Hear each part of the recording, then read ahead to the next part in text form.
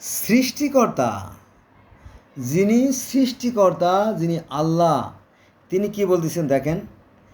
তিনি বলতেছেন যে তিনি দৃষ্টির অধিগম্য নন, অর্থাৎ দৃষ্টির অধিগম্য নন মানে কি, দৃষ্টি দিয়ে তাকে দেখা সম্ভব না, চর্মের চক্ষু দ্বারা বা চোখ দ্বারা তাকে দেখা যায় না। কার কথা? স্বয়ং আল্লাহর কথা, সৃষ্টিকর্তার কথা, কোরআনের কথা, নবীর মুখের কথা। তিনি দৃষ্টির অধিগম্য নন, কিন্তু কিন্তু দৃষ্টিশক্তি তার অধিগম্য। আমরা সৃষ্টিকর্তাকে দেখতে পারবো না, কিন্তু সৃষ্টিকর্তা আমাদেরকে দেখতে পারবেন এবং এমনকি আমাদের অন্তরের খবর রাখেন। এবং তিনি সূক্ষ্মদর্শী, তিনি একটা গাছের পাতাও যদি নড়ে তিনি টের পান। যদি পৃথিবীর কোনো একটা বালুকণা তার স্থানচ্যুত হয়, এক স্থান থেকে অন্য স্থানে বালুটা সরে যায়, সে জিনিসটাও তিনি লক্ষ্য করেন। সুবহানাল্লাহ। হ্যাঁ, এবং তিনি সূক্ষ্মদর্শী, সম্যক জ্ঞাত। এটা আছে কোথায় জানেন? এটা আছে সূরা আনাম 103। আরও লাগবে তথ্য? হ্যাঁ, আসেন শুরু করি। মানুষের, এটা আরেকটা আয়াত আমি আলোচনা করতে, এটা হচ্ছে সূরা আয়াত নম্বর 51, দ্যাটস মিন 51। সূরা আয়াত নম্বর 51। এখানে বলা হয়েছে যে মানুষের এমন কোনো শক্তি, মানুষের এমন কোনো সামর্থ্য বা মানুষের এমন কোনো মর্যাদা নেই যে আল্লাহর সাথে সরাসরি কথা বলে বা দেখা করে। বোঝা গেছে? নবী মুহাম্মদ সাল্লাল্লাহু আলাইহি ওয়াসাল্লাম যখন মিরাজ থেকে আসলেন, তখন নবী মুহাম্মদ সাল্লাল্লাহু আলাইহি ওয়াসাল্লাম প্রশ্ন করা হয়েছিল, আপনি কি আল্লাহকে দেখেছেন? বলে না, তাকে চর্মচক্ষু দ্বারা সম্ভব না, সে তো আলো, সে তো একটা জ্যোতি, তাকে কিভাবে দেখব? বোঝা গেছে বিষয়টা? কোরআনে খুঁজে আপনি তন্ন তন্ন করে পাবেন না। তারপরে সহিহ আল বুখারিতে মা আয়েশাকে প্রশ্ন করা হয়েছিল যে মিরাজের রাতের কি ঘটনা ঘটছিল বলেন তো? বলে যে মিরাজের রাতে তিনি তো বিছনায় শোয়াই ছিলেন, যদি কেউ বলে যে তিনি আসমানে উঠে গেছিলেন, সে মিথ্যাবাদী। কার কথা? মা আয়েশার কথা। কোথায় কথা? সহিহ আল বুখারির কথা, সহিহ গ্রন্থের কথা।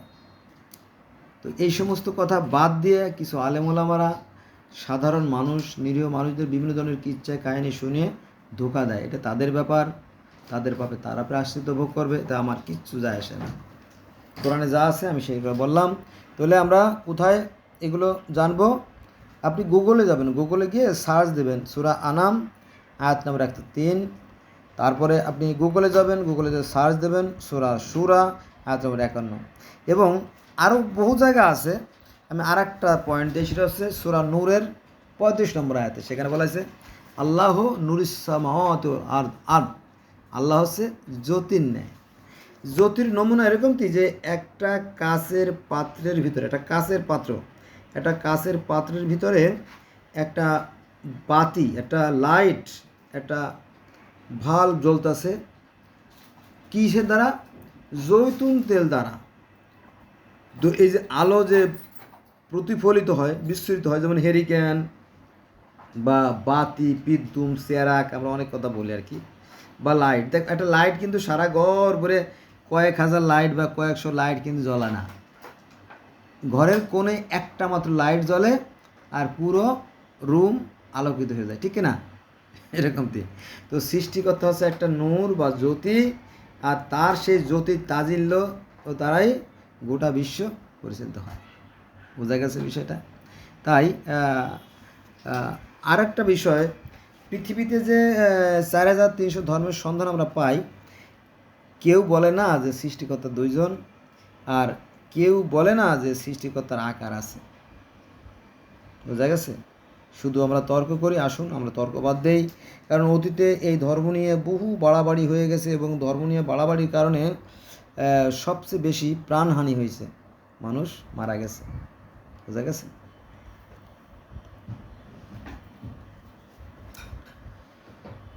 তো সৃষ্টিকর্তা, দেখেন কোরআনে কি বলে, আমি কোরআন থেকে যেহেতু আলোচনা করতেছি, কোরআন, আল্লাহ থাকেন মানুষের কলবের ভিতরে, নম্বর 1। আবার আল্লাহ থাকেন মানুষের স্মারকের চাইতেও নিকটে 2। তারপরে যদি 2 ব্যক্তি উপস্থিত থাকতে মনে করতে হবে তৃতীয় জন হিসেবে আল্লাহ উপস্থিত আছে। যদি 3 ব্যক্তি উপস্থিত থাকে তাহলে মনে করতে হবে চতুর্থ জন হিসেবে আল্লাহ উপস্থিত আছে। যদি 4 ব্যক্তি উপস্থিত থাকে মনে করতে পঞ্চম জন হিসেবে উপস্থিত আছে। অর্থাৎ আল্লাহ পাক সর্বোচ্চ বিরাজমান, হাজির নাজির আছে। বোঝা গেছে? তারপরে বলা আছে তুমি যেদিকে তাকাও সেদিকেই আল্লাহর দিক। তারপরে আরও আছে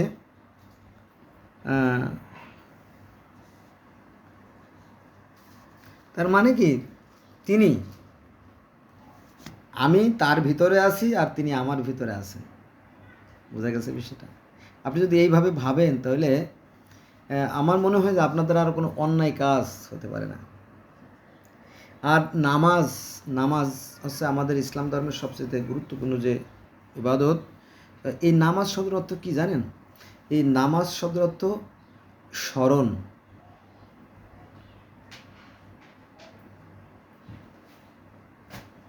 এই নামাজ অর্থ সংযোগ, এই নামাজ অর্থ যোগাযোগ।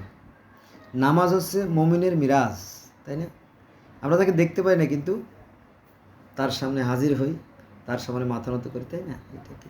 তো সত্যিকার অর্থে যদি কোনো ব্যক্তি সৎ হয়, যদি কারো সৃষ্টিকতার প্রতি বিশ্বাস থেকেই থাকে, আমার মনে হয় তার দ্বারা আর অকল্যাণ হতে পারে না, ক্ষতি হতে পারে না। বোঝা গেছে সেটা? আর একটা বিষয় সেটা হচ্ছে যে আমি মুখে কোরআনে আল্লাহ বলতেছি, আমি কোরআন থেকে বলতেছি যে কোরআনে যে আমি মুখে বললাম যে আমি আল্লাহতে বিশ্বাস করি, কলেমা পড়লাম আর আল্লাহ পাক তাতেই আমার মাফ করে দেবে, না, মিথ্যে কথা। এখানে আপনার মৌখিক স্বীকৃতি, অন্তরে বিশ্বাস আর কাজে পরিণত, এই 3টে শর্ত পূরণ করতে হবে, নইলে পরিপূর্ণ হবে না। বোঝা গেছে বিষয়টা? অতএব ভালো হয়ে যান, সাবধান হয়ে যান, ঠিক আছে? তওবা পড়লেই জান্নাতে যাওয়া যাবে, কলেমা পড়লেই জান্নাতে যাওয়া যাবে, হজ করলেই জান্নাতে যাওয়া যাবে, নামাজ পড়লেই জান্নাতে যাবে, রোজা থাকলেই জান্নাতে, এগুলো সব মিথ্যে কথা, সব মিথ্যে কথা। তাহলে উপায়টা কি? বিশ্বাস, সৃষ্টিকর্তায় বিশ্বাস করতে হবে আর সৎ কাজ করতে হবে। আমার মনে হয় যার বিশ্বাস আছে তার দ্বারা আর কি এই অন্যায় কাজ হতে পারে না। আর এই সৎ কাজের পুরস্কারই হচ্ছে জান্নাত। পৃথিবীর প্রত্যেকটা ধর্মই সত্য, সুন্দর